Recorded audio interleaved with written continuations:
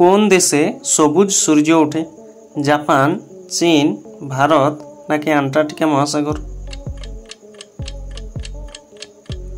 সঠিক উত্তরটি হবে আন্টার্কটিকা মহাসাগর।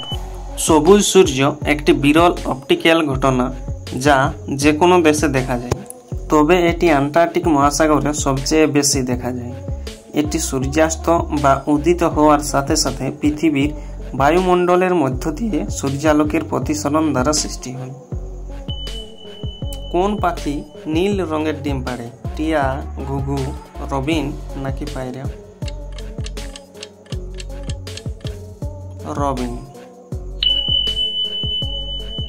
সবচেয়ে সুপরিচিত পাখিদের মধ্যে একটি আমেরিকার রবিন তাদের টকটকে নীল ডিমের জন্য বিখ্যাত।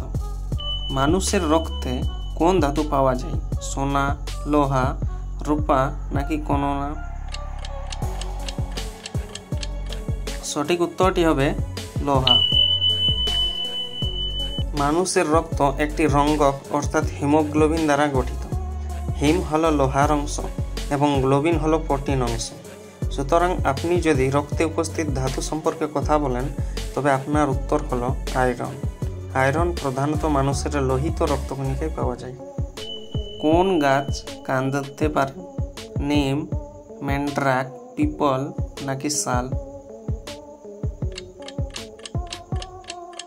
সঠিক উত্তরটি হবে ম্যান্ড্রাক। লালকেল্লা কে তৈরি করেন? শাহজাহান, আকবর, ঔরঙ্গজেব নাকি শিবাজি? সঠিক উত্তরটি হবে শাহজাহান।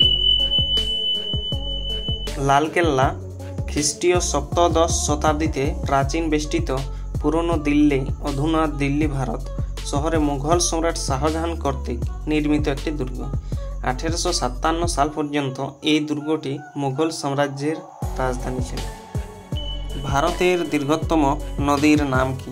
গঙ্গা, নীলনদ, মহানদী নাকি ডিম? সঠিক উত্তরটি হবে গঙ্গা।